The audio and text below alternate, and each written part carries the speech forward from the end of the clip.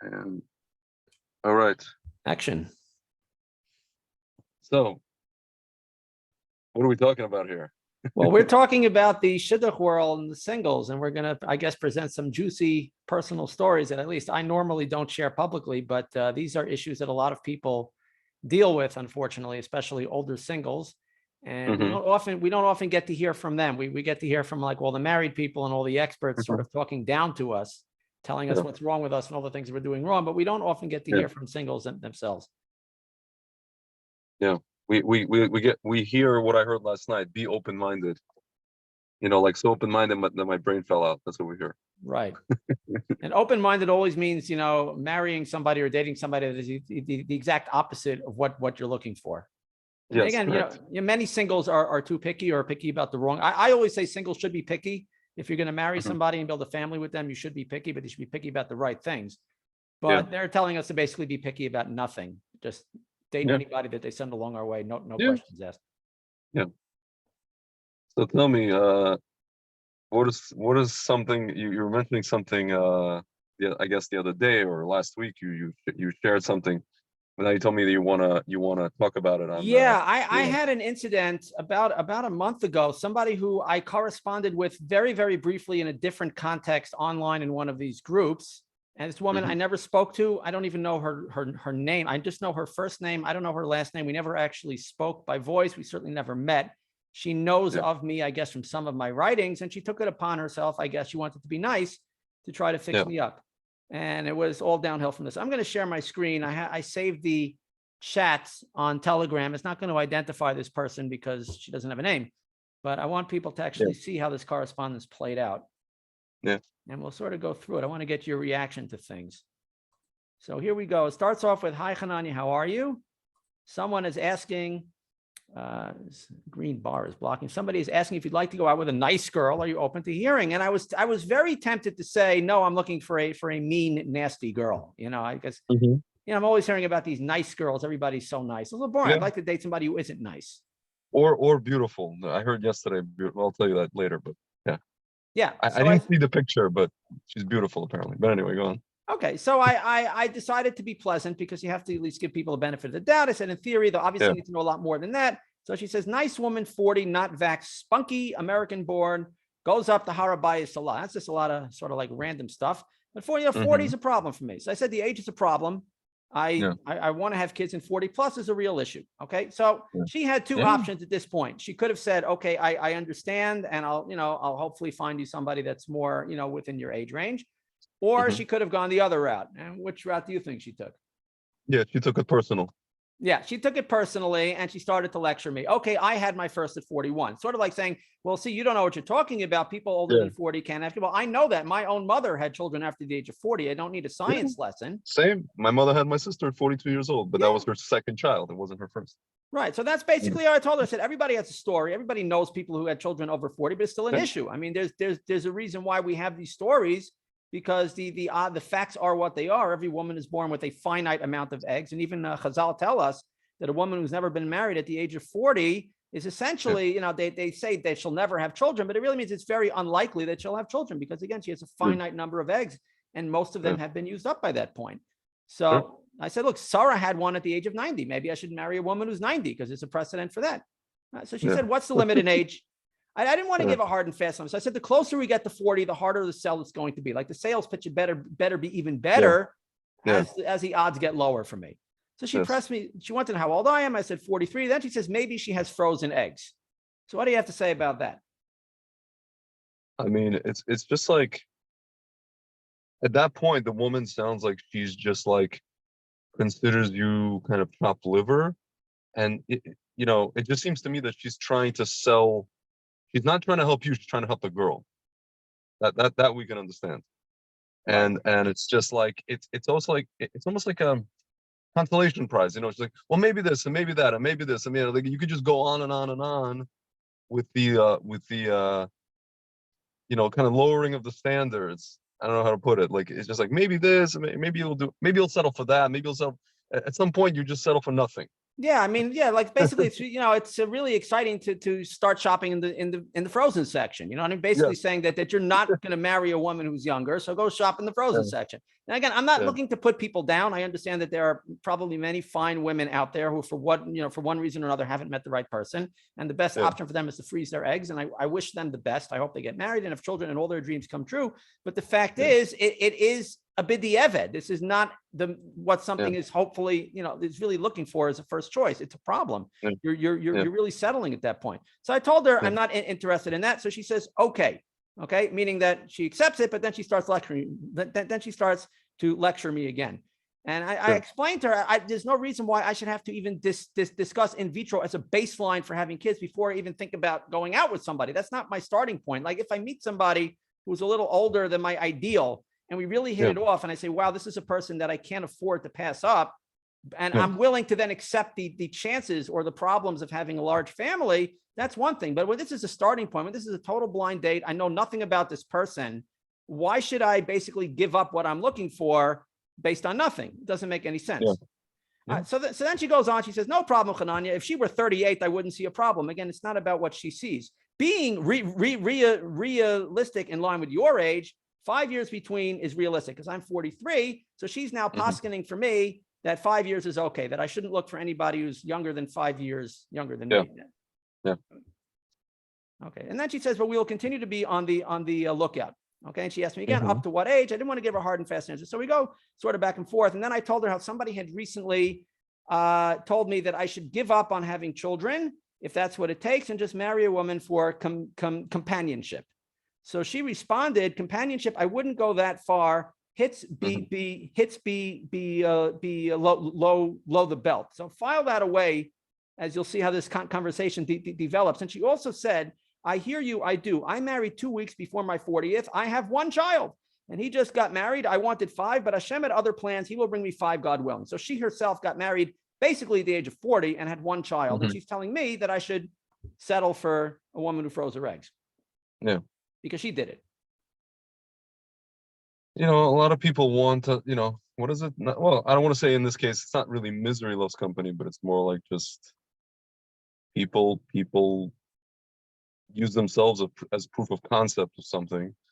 And then they say, well, if this is the way it worked out for me, and this is how it has to work out. They're basically trying to almost like play God.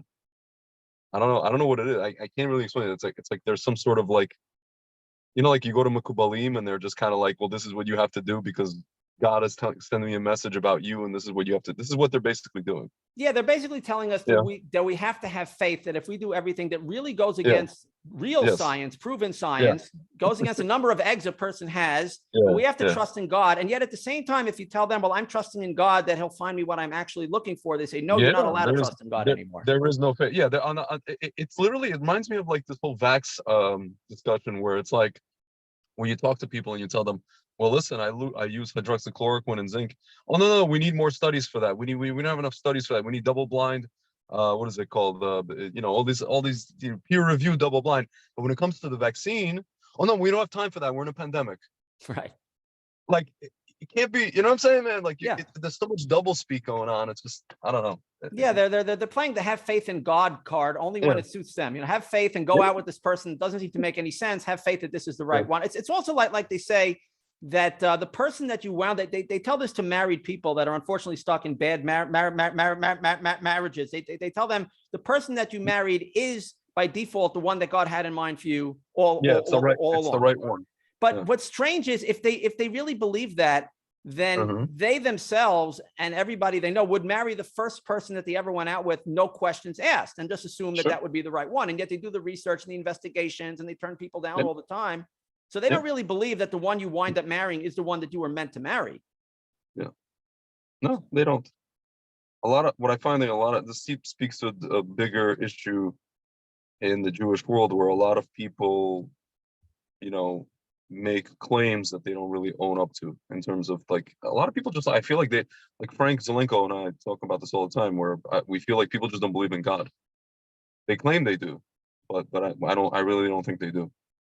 And you see it when you interact with people, with shidduchim, with other things like business. It really speaks to the core of what's really going on here. Yeah, God is kind of abstract, but they're not making choices in life based on their trust in God. No, they're not.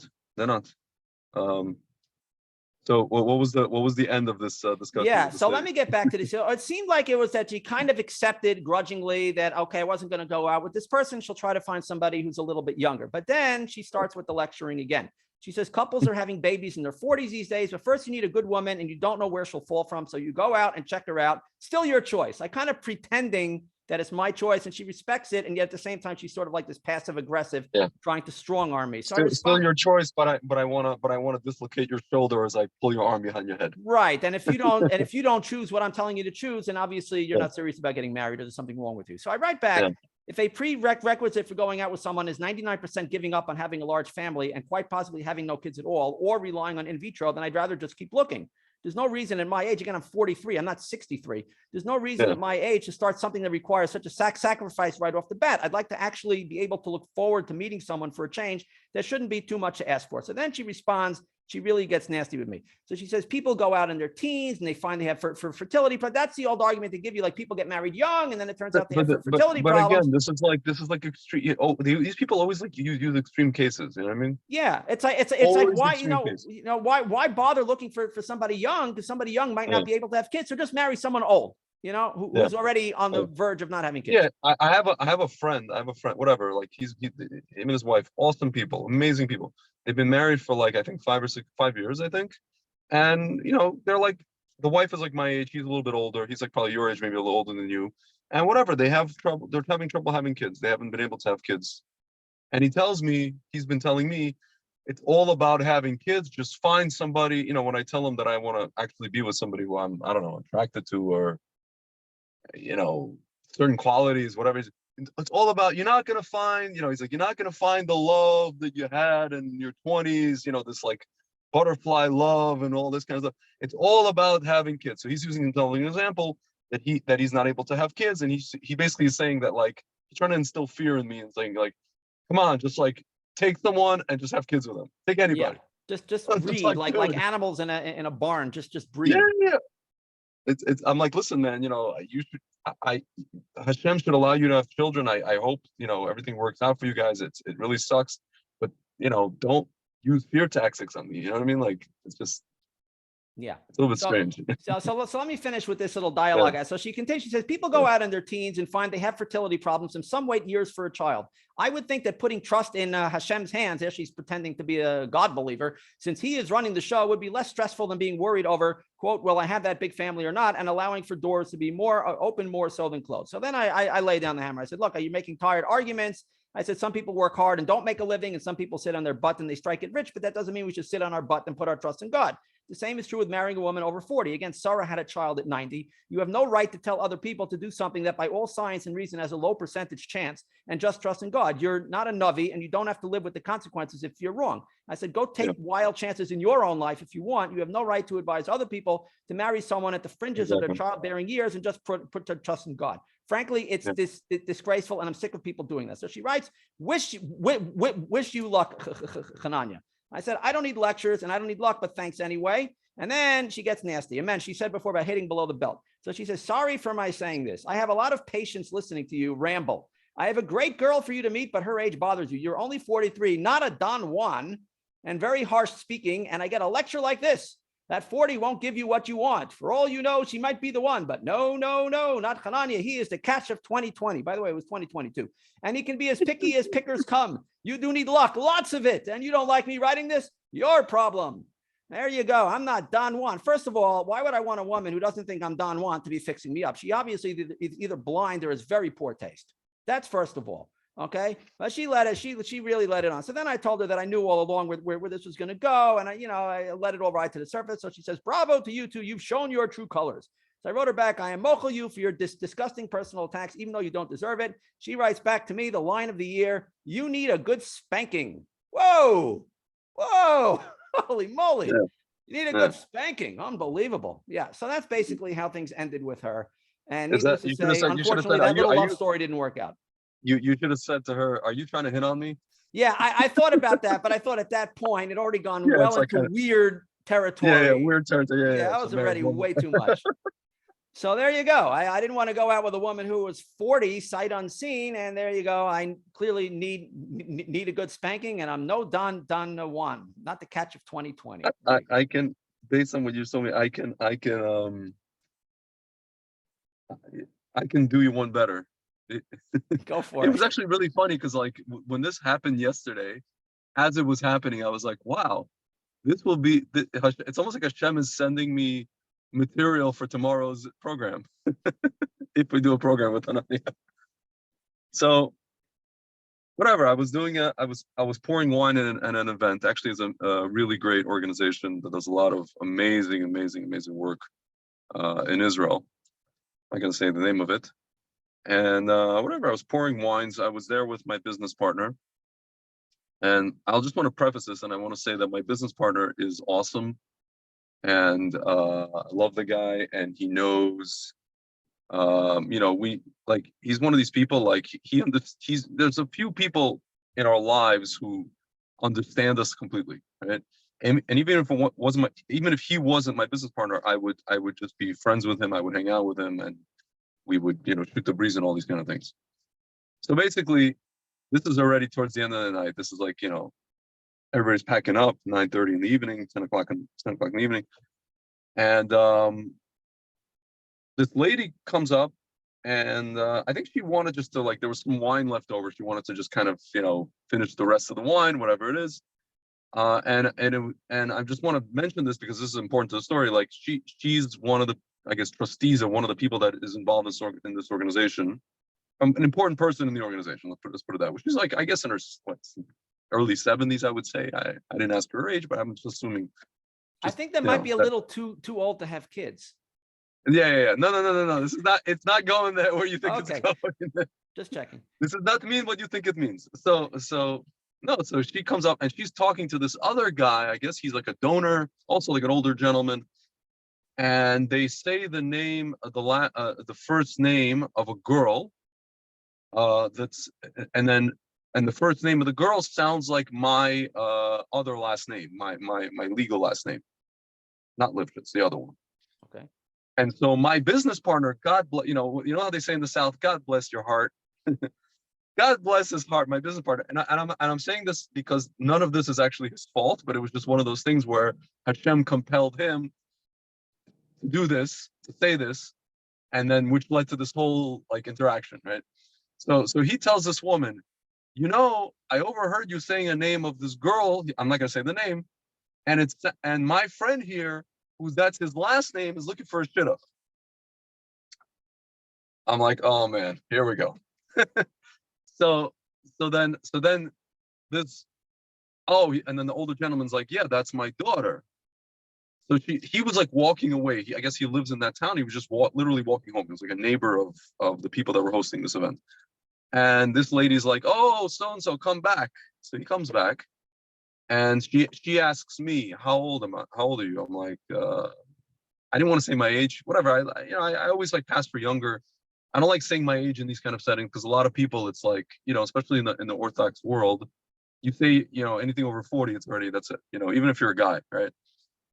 So I finally divulged my age, and then she asked the guy, oh, your daughter, what about your daughter? She automatically is like to the guy, what about your daughter?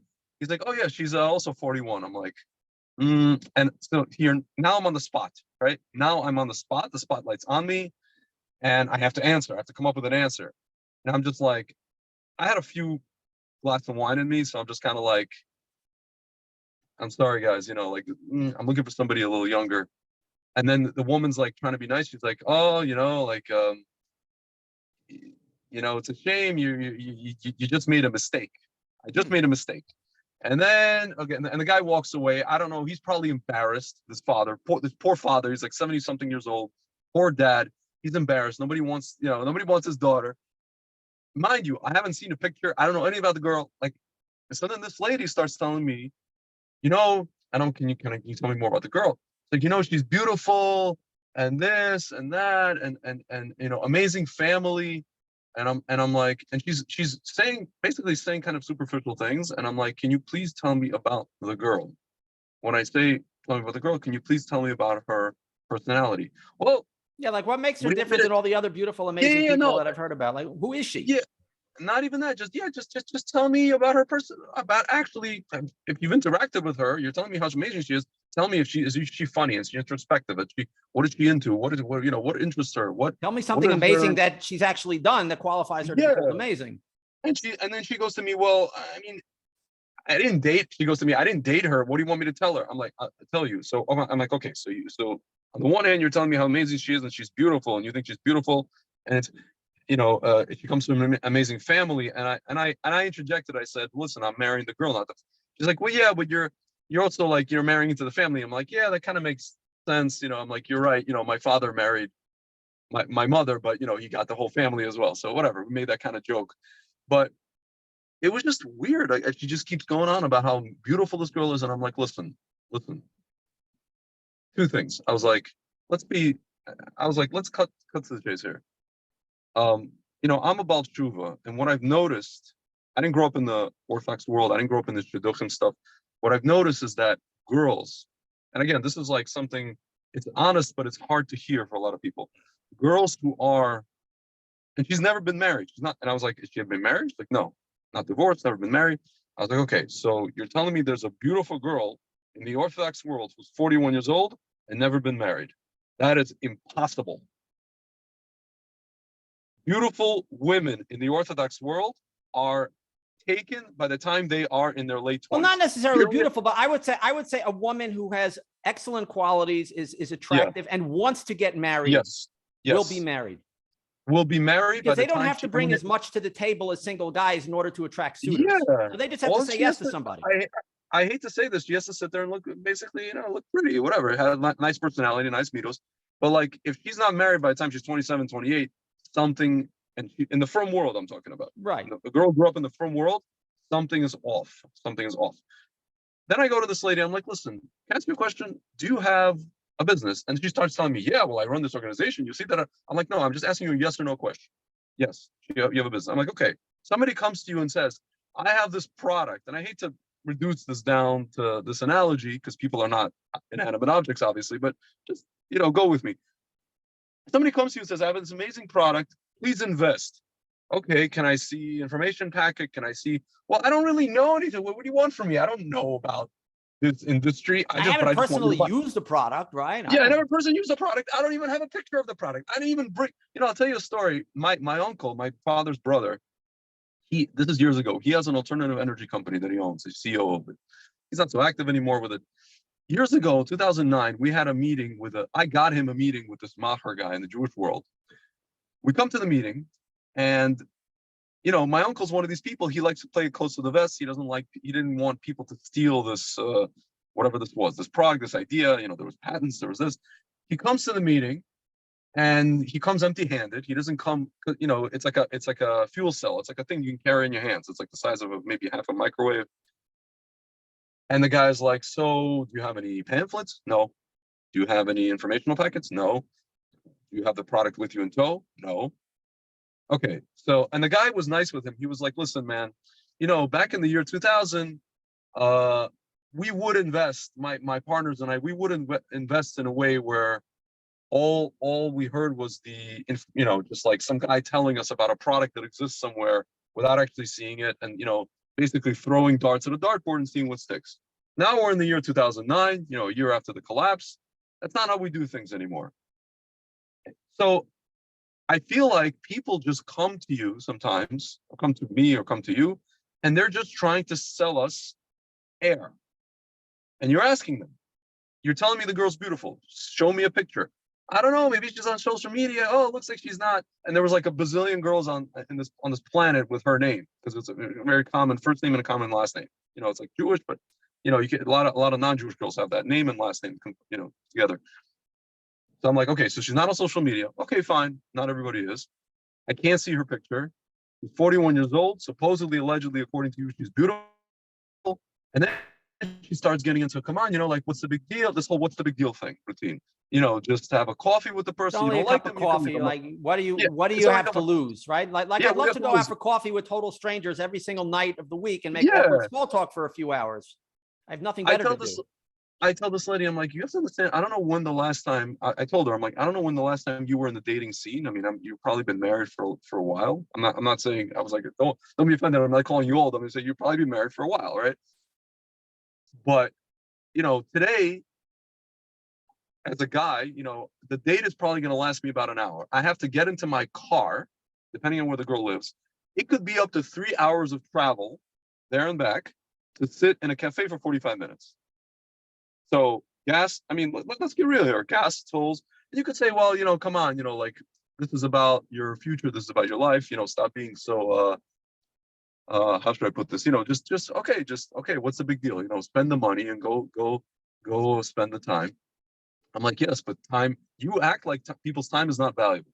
Well, If singles somebody time asks is. you, I've had people tell me that you have nothing else to do on a Saturday night anyway, so just go yeah, out with somebody. yeah, yeah, your time is not valuable. Your time is not valuable. Your morale is not valuable. Your energy is not valuable. My partner, to his credit, by the way, because she said something to the effect of like, you know, I don't know if she said what's my deal or something like that, but my partner stepped in and he's like, listen, my partner late 40s and he's married and he's like, and he has kids. And he tells the woman, well, you have to understand something. He's just drained. He's just exhausted from all just like the whole dating scene and all the experiences and all the things. And then I personally just went, I was like, lady, listen, um, not only that, I had a situation where I was engaged once, broken engagement, and prior to that, I lost a child. I was with somebody and we lost a child. We lost a child to a stillbirth. So, and now I've been dating for the past 7 years in the frum world, which is like bizarro world to me, which is totally different from this, how I grew up in the secular world. So excuse me if I'm a little bit, just kind of like I'm trying to make sense of the whole situation. Well, I'll tell you something very, very Yeah, strange about the dating in the frum world, which I'm sure that you've encountered. If you ask people, like you've said, tell me a little bit about the girl's qualities, her personality, her character. Tell me something yeah, to substantiate all the flattering adjectives that you're saying about her. They get very, very offended. They get yeah, very defensive. They say, you have to find that out for yourself. You're too picky. You're asking too many questions. If you asked, what is the girl's dress size, which is a very yeah, crass, vulgar question, they won't be yeah, offended. Maybe some people will be offended, but they'll understand where you're coming from and they may try to yeah, find out. If you ask how much money does her father earn and can contribute to you maybe learning in Kollel or whatever, yeah, yeah. they will find out. They think that's reasonable. But if you want to know By about the the way, actual human yeah, being, that really yeah. offends them. That's By the crossing the way, line. it was really weird because she kept pushing the family, the family, the family. Like they have, they almost like we're implying money almost. I was like, what are you trying to say? I was like, okay, so I should marry into the family because the family. It almost seems like there's like an implication that it kind of reminds me of like Goyish socialites where people marry into families status, and it was just like I was like, what is this?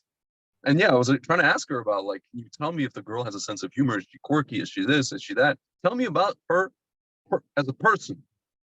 No, I don't need to know about. I mean, yeah, her family. I'll meet her family and I'll deal with her family. However it pans out. But tell me about her as a. I don't know. I didn't date her. This and that. I'm just like, okay, so you're making a sales pitch. Your sales pitch is not that good. Your sales pitch amounts to telling me how much of an idiot I am for not wanting to go out with a girl who's my age. And yeah, and I mentioned that I want to have a good amount of kids. She's like, how much is a good amount? I'm like, I don't know, more than one. She's like, yeah, sure, you could probably have three with her. I'm like, wow, you're sure about that? I'm like, How much, how much, you how think much money are you willing to put on that? yeah, yeah. I'm like, you want to sign a piece of, put Yeah. some money in escrow, sign a piece of paper, I mean, and the woman guaranteed clearly I'll have has two a kids. great deal of faith in God, so she shouldn't have anything to worry about by Yeah, putting up some money to back it up. sure, sure. No, it was just like one of those, and then it was just like, I was like, wow, this is just.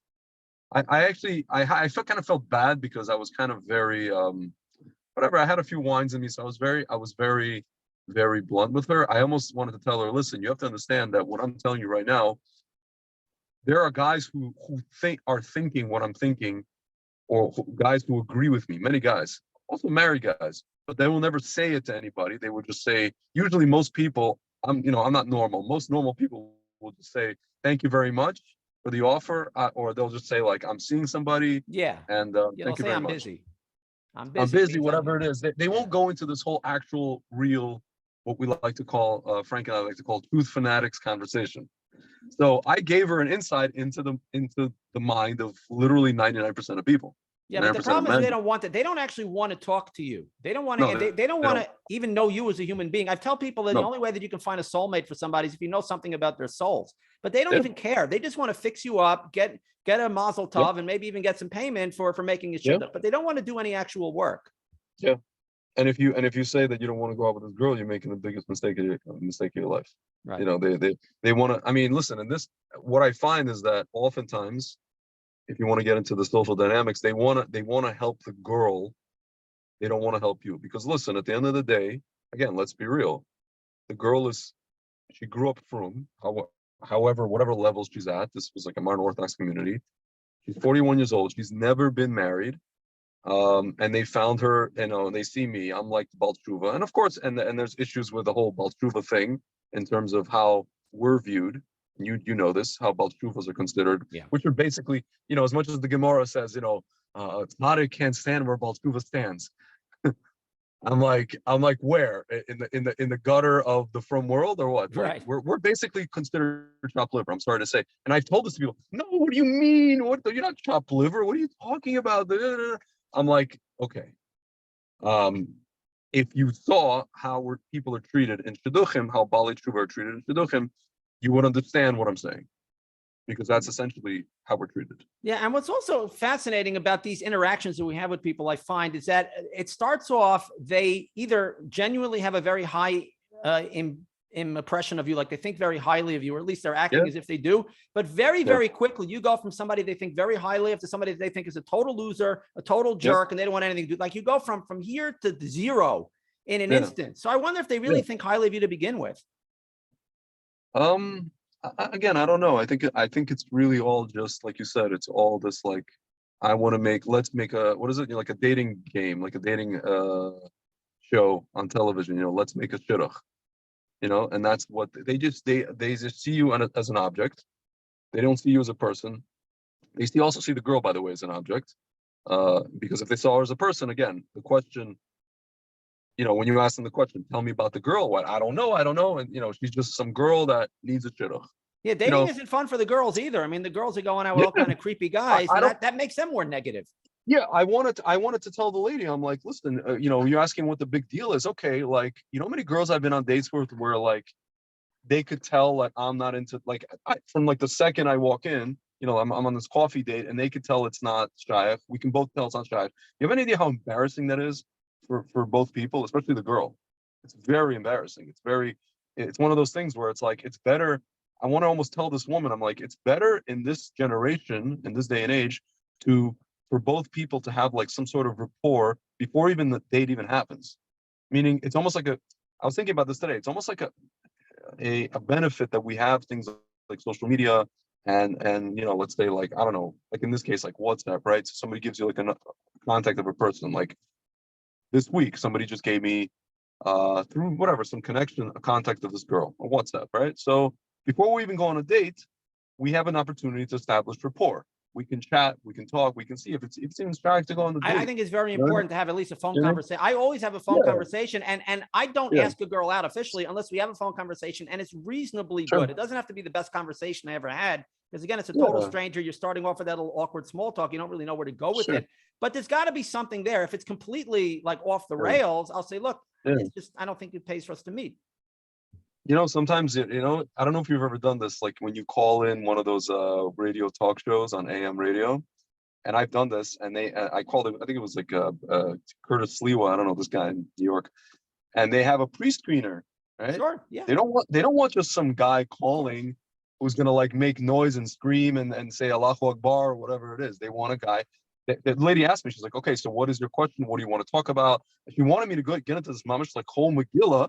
Before I talked to Curtis, she wanted me to get a whole Megillah with her and a back and forth with her, and she pre-screened what I'm going to talk to him about.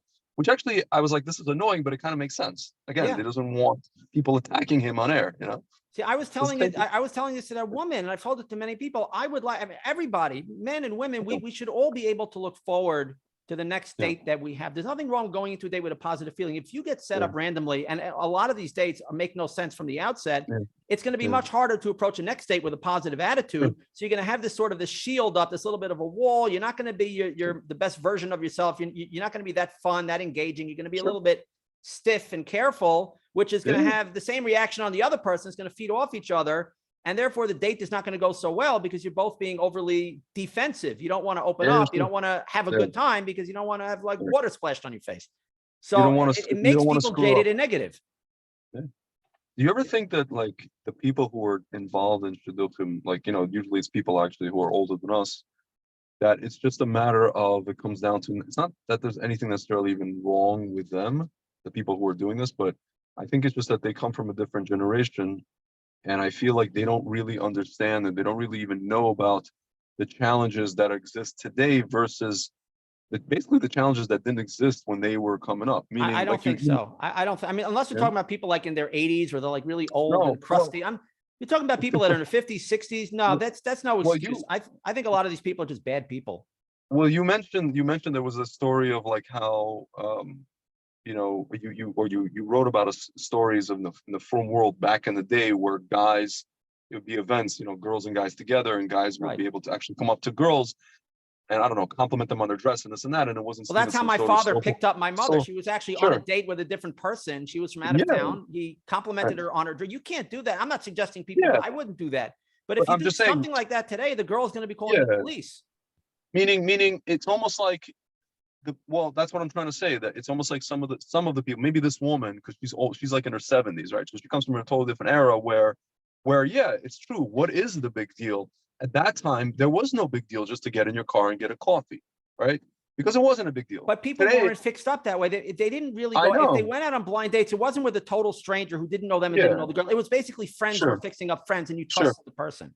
Exactly. So what they're doing now, it almost seems like they're trying to blend two methodologies together, one from like the old world and then like the new world, but it just doesn't, two don't fit, and it's just like a total, it just seems like a balagan. It just seems I like a think you're giving them show. way too much Maybe, credit for actually thinking. maybe, I don't think they're putting a lot maybe. of thought into any No, part they're of not. this. No, they're not thinking. They're not thinking. That's what I'm saying. That's what it turns out to be.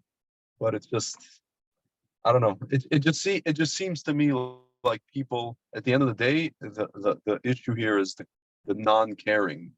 People who Yeah. claim to care, but they actually don't care. And they're giving Yes. you this tough love by telling you that you're a Yes. total zero, you're never going to Yeah. get married, and you got to settle Yeah. for basically a Yeah. zero just like you because they think so Yeah. highly of you and they're trying to help you.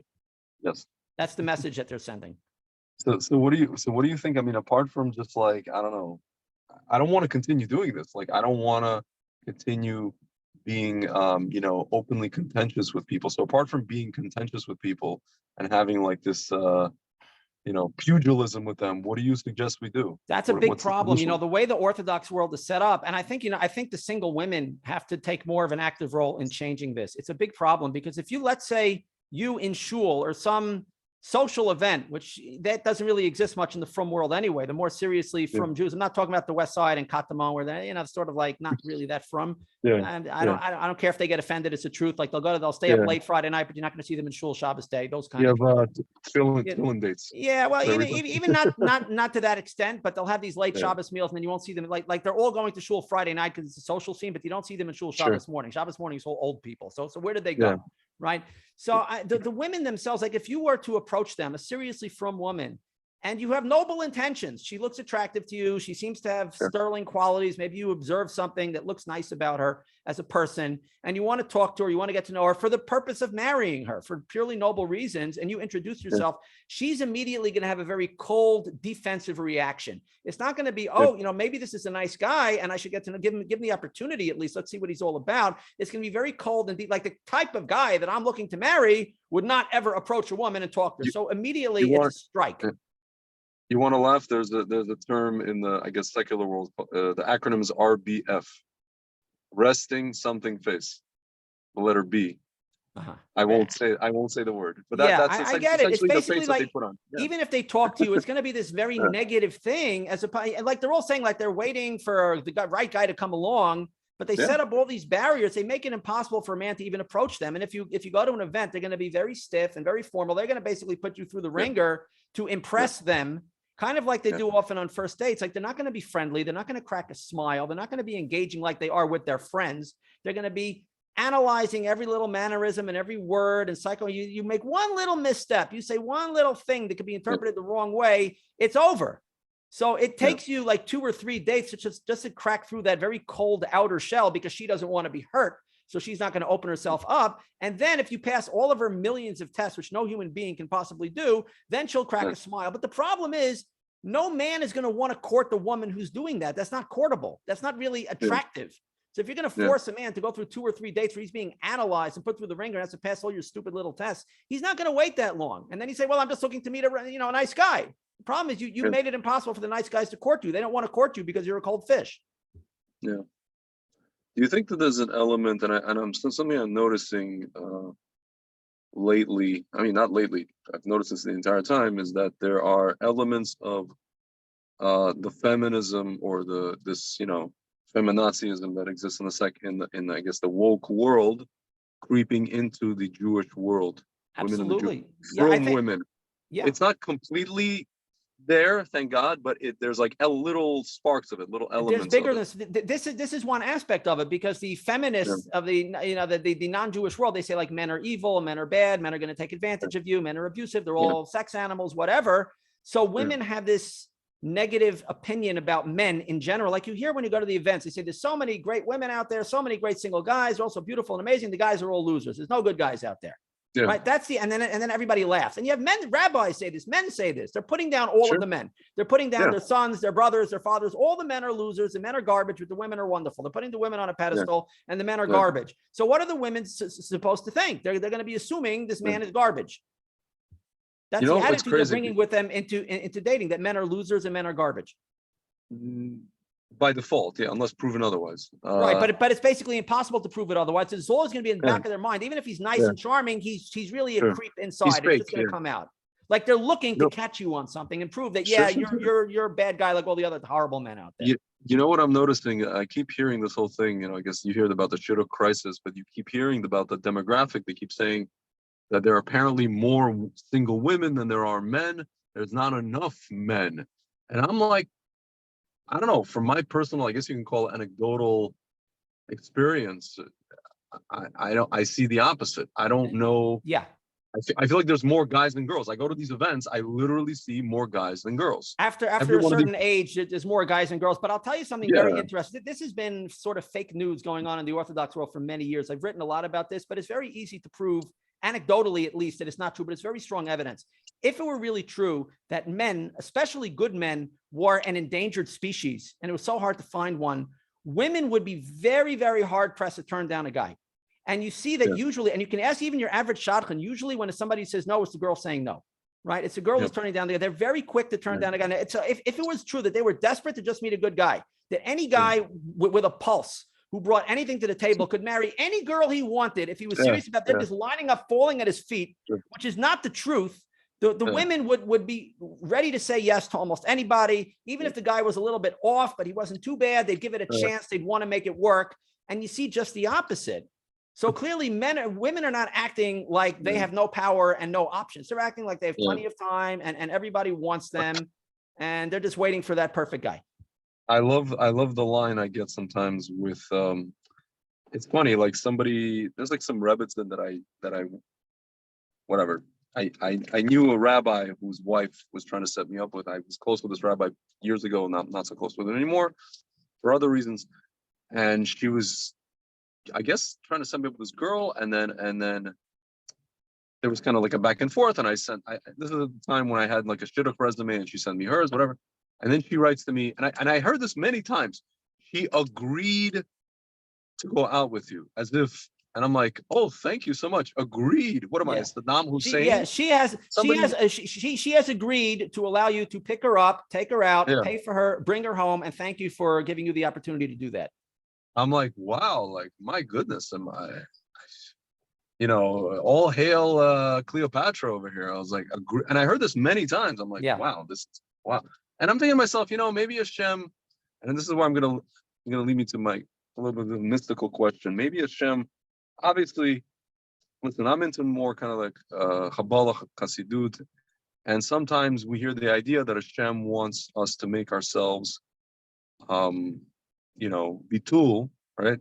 Or I guess like self-negation, or negate our egos. It's not. Sometimes He'll put us through certain situations, certain tests, certain episodes in order for that to happen, right?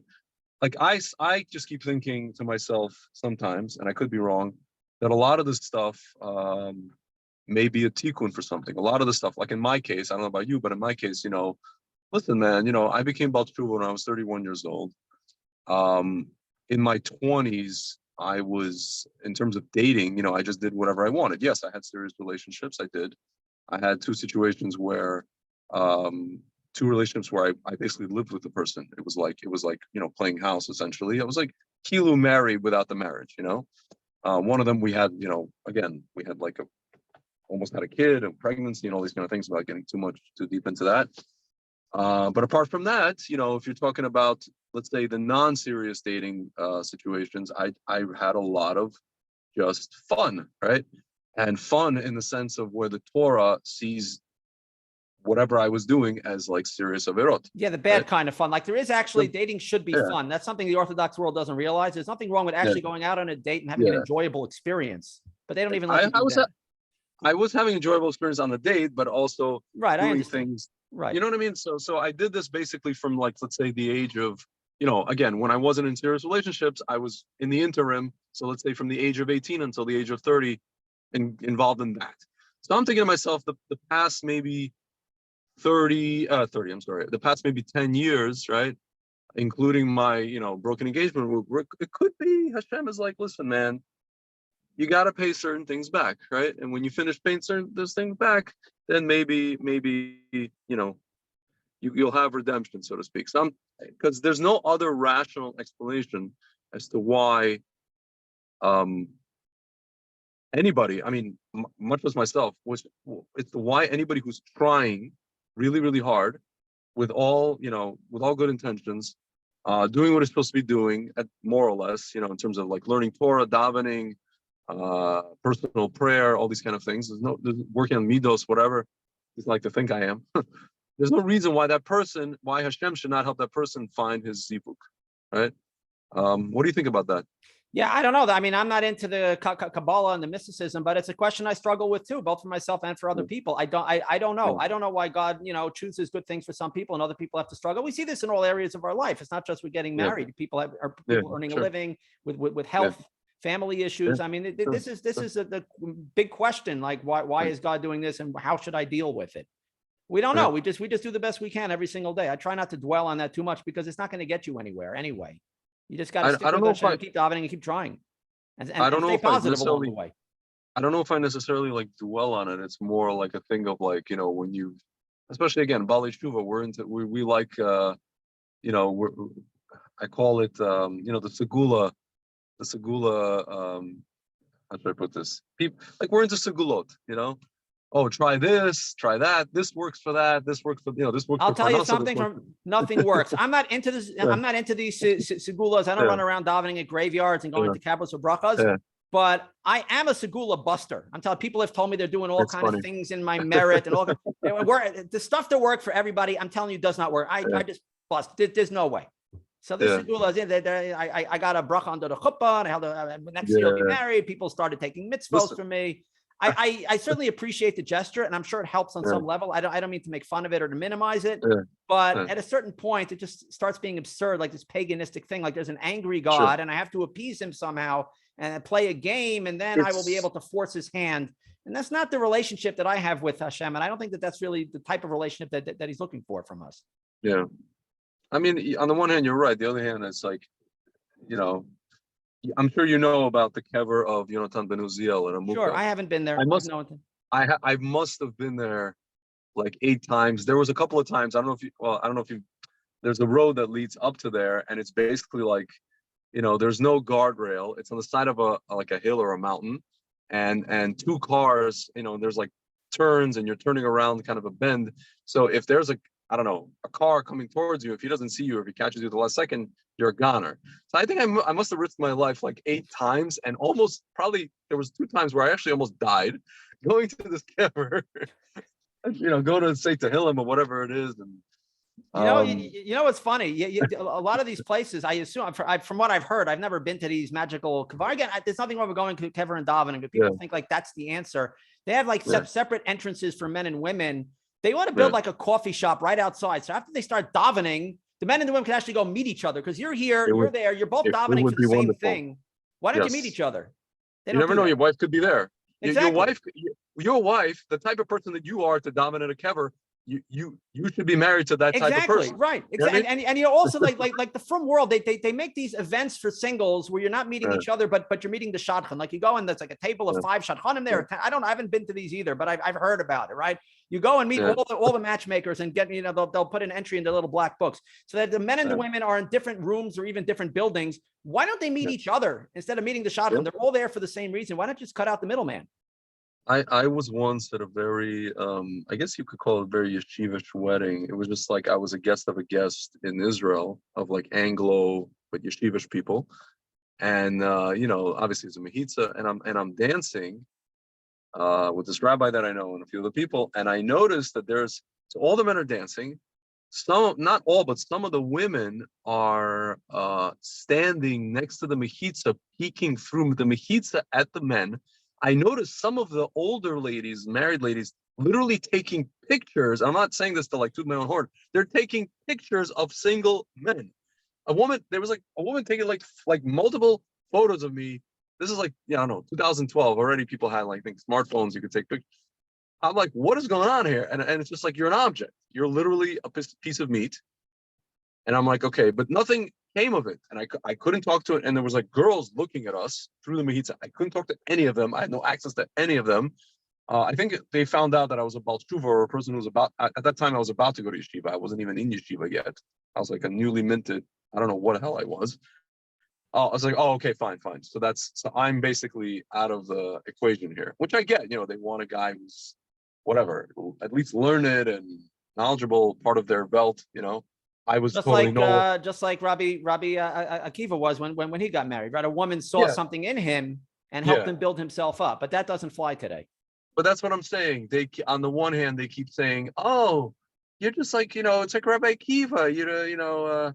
It's never too late to start, you know, this and that. And but on the other token, the women don't want to marry a Rabbi Akiva. They only want to marry a finished product. Exactly. It's like you know, Frank Zelenko likes to say, everybody wants to be first to be second. What does that mean? They don't want to be the first to try something. They want to see that there's a proof of concept, then they want to be the second one to try it once they see that it works. Well, they don't want to put in the work. Even if somebody else has done it, because this has been done, they don't want to put in the work to actually build something. They want somebody who's already exactly what they're looking for as a finished product. And I guess, you know, at a certain age, that's sort of what you have to look for. Like singles in their 40s, you know, you're not going to look for somebody who's still trying to figure out what they want to do with their life. They're already half done with their life. They have to have some idea by now, you know. But even younger singles in their early 20s, they want to marry somebody who's already a Talmud Chacham, already has a great career, already has a lot of money saved up. It doesn't work like that. You know, you got to start at step one and build up the person, build up a life together. But they all want to marry their Rebbe from seminary, as opposed to marrying what their Rebbe was when he was 20 years old. True. So now here's my ultimate question, man. You know, ultimate question. All right. In this is kind of like a curveball for you. In our situation now, in terms of what just happened with COVID and the vaccines and all these other things, you know, in some of my conversations with Frank Zelenko, we talk about Shidduch, and he's married. He's been married for a while. Baruch Hashem, they just finally had a kid. And I say, you know, I'm telling him, you know, I want a woman who's, you know, shomer mitzvot and all the rest of it. He goes, listen, man, you know, he goes to me, and he's a frum guy. He goes, I never thought I'd say this, man. At this rate, find a woman with functioning ovaries, a Jewish woman with functioning ovaries, somebody obviously who you like, who you're attracted to. He goes, forget about the frum stuff. Yeah, if she's frum, masorti, this, that, whatever level she's at, but find somebody with functioning ovaries. What is he implying? He's talking about if the woman, basically find a woman who was not taking this vaccine. Well, I would say, yeah. I mean, I've been railing about the crazy questions, you know, the tablecloth and all that kind of stuff for years. But that's one question that I think is acceptable. I personally would not go out with somebody who took even one shot. There's just no way. Other people might think differently. There's no way, because I tell people I want a wife who's actually going to live and be healthy and have children. And at least, again, we don't know what the next day is going to bring, but I want somebody who hasn't done something to herself that jeopardizes all of the above. Yeah. That's the baseline for me. You know, I'll tell you something. You know, Ben Shapiro. So his sister, she has a like a podcast on YouTube, Classically Abby, and she I think it was when the vaccine came out, and she this is like March 2021. She was so happy that she made a whole video about how she took the vaccine and this and that and the other. And I think shortly after that, she told she was mentioning to people, yeah, she mentioned to people that her and her husband were expecting. Right? It's like one of these blogs, for women, mostly women listen to it. It's like we're expecting, we're pregnant, this and that. I think 2 months later, she gets on a podcast. She's crying. I can show you the video. She is crying. Why? Because she just had a miscarriage. And everybody in the comments were like, this girl was bragging about how she got the vaccine and this and that. But after that, she got pregnant again. And Baruch Hashem, she had the baby. They had the kid. So it's not a total, you could have kids with somebody, right? The person can have kids. It's not a total. But clearly, you see that this affected her pregnancy. No, this is something that they have done to their body and to their health, unless they got a placebo or God's doing a miracle for them. But they have actively injected themselves with something which may well kill them. You see all the sudden death that's going on. That's not for me. Even if first of all, they have to have done tshuva anyway. These people at least have to recognize that they've done something wrong and change their whole lifestyle because of this. But for me, it's an automatic. I haven't even taken a PCR test. I haven't put any of that crap in my body. So why would I want somebody who's radioactive, may drop dead at any time because of something that they did to themselves? It's just not for me. Again, I'm not telling other people what to do. They have, everybody's entitled to make their own decisions. But for me personally, that's the first question that I'm going to ask. And there's no wiggle room there. If I met somebody who's a little older than what I'd ideally like, there's some wiggle room if the sales pitch is really good or if she's really what I'm looking for. But on that, there's absolute deal breaker. Be the greatest woman who ever lived. Perfect. I'm sorry. It just can't be. I have a friend in Israel who he's originally from Australia, and he's saying that, I'm talking to this girl in Australia and we really hit it off, but she took the vaccine, she took 2 shots, and he's like, I don't know what to do, man. She could be like, as he said, she could be like literally the love of my life, but should I even entertain this? Because I don't know if I can have kids with her or not. It's really crazy. So he doesn't know. He's asking me. I'm like, dude, I'm like the wrong guy to ask here. I mean, I could tell you, yeah, sure, don't do it. But if you ask, I wouldn't tell anybody yes or no. I can only say what I personally would do. This is a personal choice that people have to make. If they have a very high level in Hashem, that Hashem will work it out anyway, or they just really love this person and they don't care, that's fine. I'm not saying it's usher to marry the woman. Who can say such a thing? But it's a very strong thing to take into account. This is not a small matter. Sure. So what's the solution to all of this?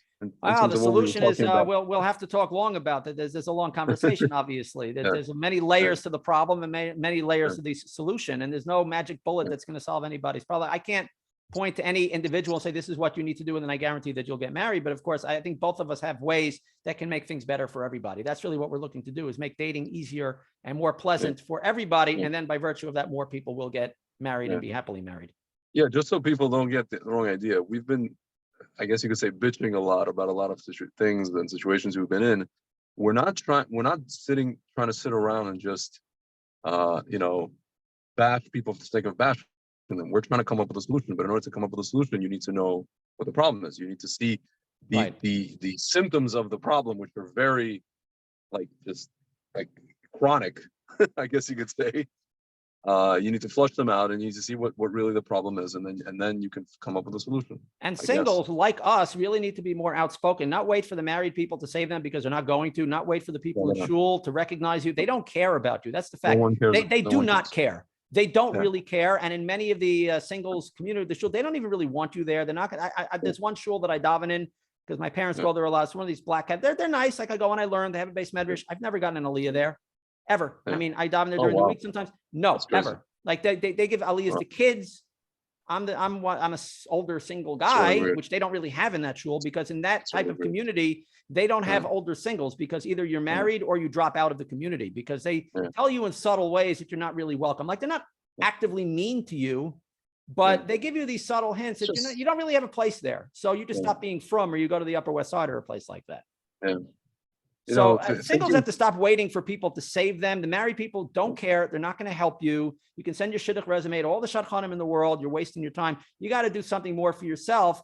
And that means Yeah. getting together with other singles and changing the rules of the game. That's the only way things are Sure. really going to happen.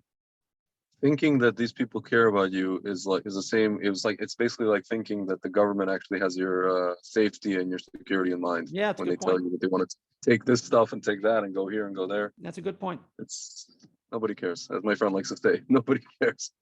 Well, I You care gotta- and you care. No, you so- care. Yeah, Yeah, no, I'm saying so- we care about it. We have to fend for ourselves. Yeah. That's what I mean. They're not- That's why, yeah, but we have to work together with other singles and not wait for the rabbis. Yeah. They're not going to, they'll give speeches and tell us all the things we're doing wrong, give us mussar, and Yeah. they'll give us hope and keep hate. Yeah. You know, they'll sort of give us like this, again, it's sort of this passive aggressive thing. Like they'll talk Yeah. down to you and then they'll tell you to keep on Yeah. hoping, Yeah, but they're not going to They're very- actually do anything for you. they'll tell you how picky you are, and then But keep hoping because Hashem has Keep hope plans alive. for everybody. So just Yeah, wait. yeah. Keep on trying and just smile. like Klaus Schwab has plans for everybody. That's right. Don't mean to compare Klaus Schwab and Hashem, but yeah. No, not Klaus Schwab to Hashem, but Klaus Schwab to the Listen, very- yeah. Listen, I'd rather at this point Klaus Schwab set me up. Maybe he'll have a better idea. He has If a lot of Klaus good Schwab ideas. offered to fix me up, I would at least hear him out because it would be a good story, if nothing else. Yes, and Bill Gates. Yeah, I would Bill- certainly listen. I feel like these people and Bill Gates have the same shit that they don't want people to have kids. They're trying to curb the population growth. It could very well be. It's a scary thought. Yeah. Anyway. All right, I think that we should wrap this up. I think we gave people enough food for thought for one day. But if people listening and they want us to do this again, they have questions or specific topics they want us to talk about, please send them in, and maybe we'll do this Yeah. occasionally.